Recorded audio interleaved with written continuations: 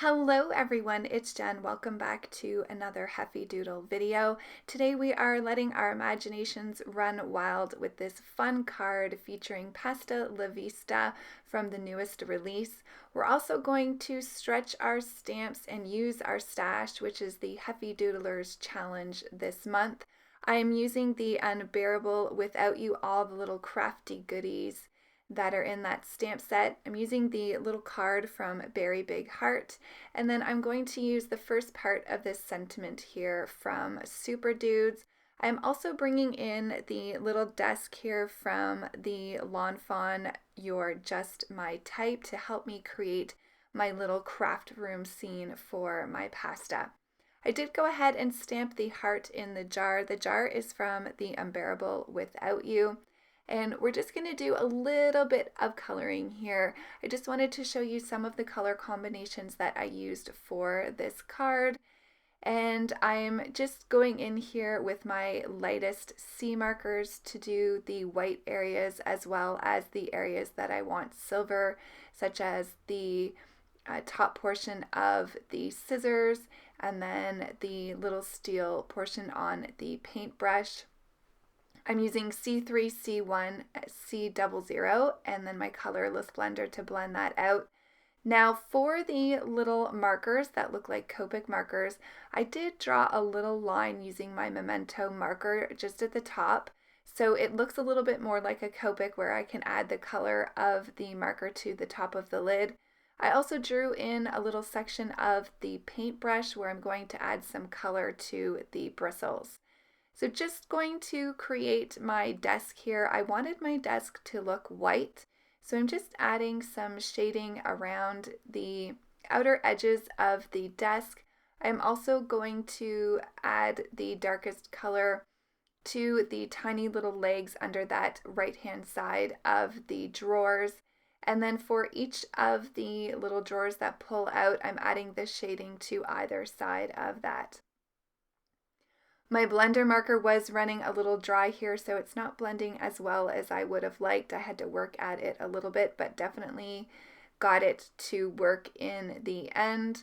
I will fussy cut out all of my images. There are coordinating dies available for all of the stamp sets that I'm using today. I just don't happen to have them. So now we can move on to some of the colors. And I am going to use this 3-color combination for the purple jar here that I'm going to have sitting on the craft desk. So my darkest marker is V15, my midtone is V12, and then I'm blending that out with the V01. And you can see here I'm adding some of that color to the tip of my paintbrush as well, and then on top of the little markers that I've colored to look like my Copic markers. I did find with the first coloring of the jar that I pushed back the shading a little bit too much, so I did go over that a second time and like how that turned out a bit better. I'm just going to color one of the pieces of pasta with you, but I did use the same color combination for all of the pastas. So I'm using YR24, Y15, and YR23. Now this seems like a strange color combination at first, and I'm not a fan of how it looks when I lay down the first layer of color, but you can see here these colors really come to life as I add this second layer. So for this little squiggly pasta, I'm not sure what the exact name of it is, I just added some shading where it's bent and then blended that out with the Y15 and then adding that Y marker there that I had at the bottom of my caps. For the pencil, I'm using a 2-color combination, and then I'm bringing in some BG markers for the aqua color. Now, I didn't realize right away that I grabbed the wrong marker. I knew it wasn't blending well, but I didn't realize that I grabbed that G quadruple 0. I thought I grabbed my BG10. So what I wanted to use was the BG10 instead of the G marker, and that blends much nicer. I did fix that up a little bit once I noticed that. So you can see here working through the different colors, I used a pink color combination and then just one brown marker for the bristles on the paintbrush. I wanted a really soft background, so I'm working on some Bristol Smooth cardstock and I'm using my Distress Oxide in Milled Lavender. I wanted, like I said, just a really soft background. I wanted the images to really be the star of the show and pop off the page. So I just went ahead and I colored the whole panel with that milled lavender with the ink blending. And then here I just have a little piece of wood grain paper from my stash. I'm just trimming that down. And then I'm going to cut the tiniest little piece of white cardstock as well for the baseboard for my flooring. So I'm not even sure where this pattern paper came from. I keep all my wood grains just in a little Ziploc bag so I can use them for these purposes when I want to have flooring.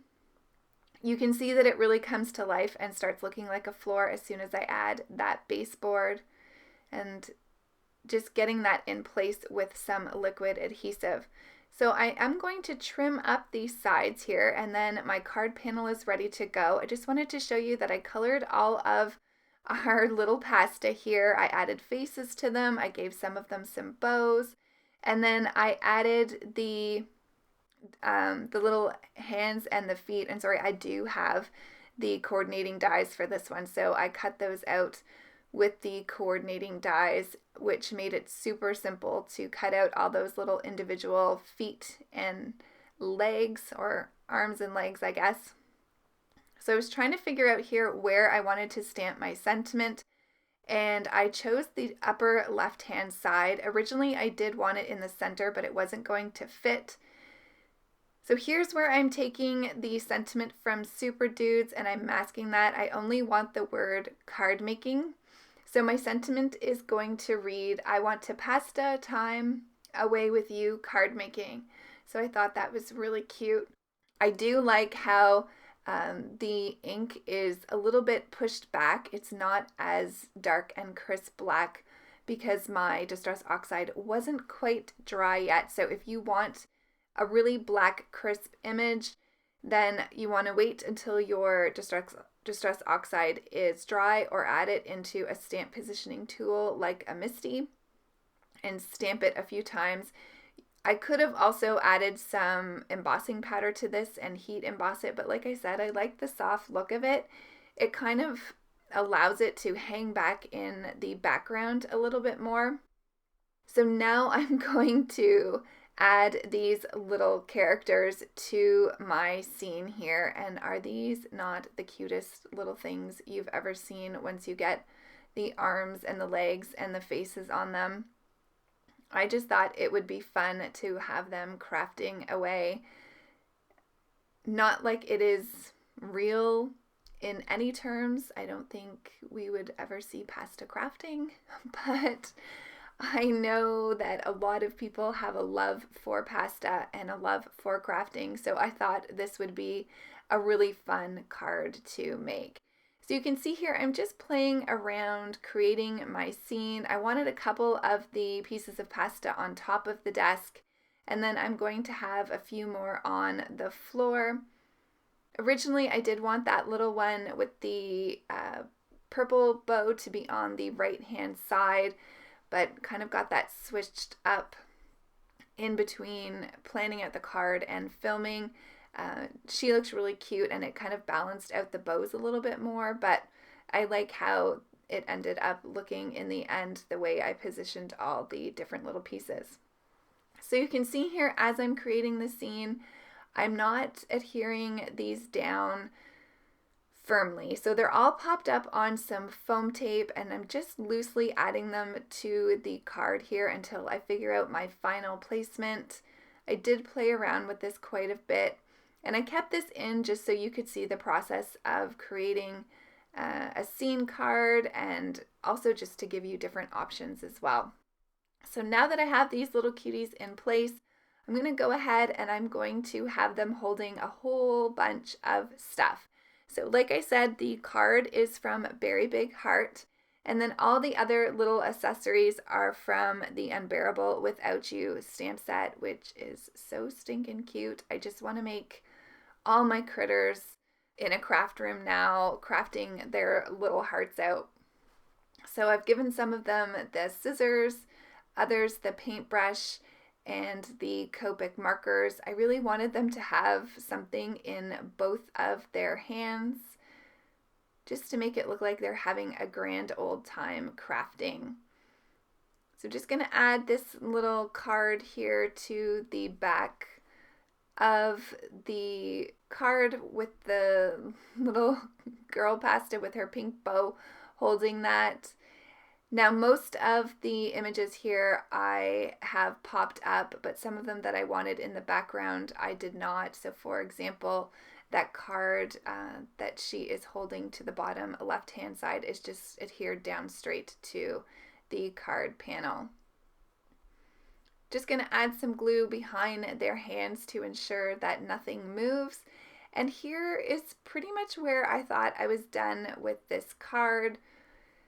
And then you're going to see here in a second, I end up taking off one of the pieces of pasta and moving it around. So I guess the point of leaving this in is just don't be afraid to switch things up if you don't like the way something looks. I'm not going to realize that that one pasta to the left-hand side of the top of the desk is too close to the sentiment until I kind of turn off the camera and have it in my hands.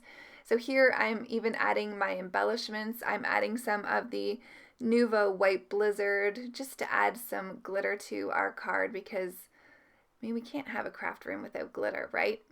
So I am going to add some glitter, and then I decided to add a paintbrush laying down on top of the desk just for more interest, and plus I had colored up a whole bunch of these little images and wanted to use as many of them as possible.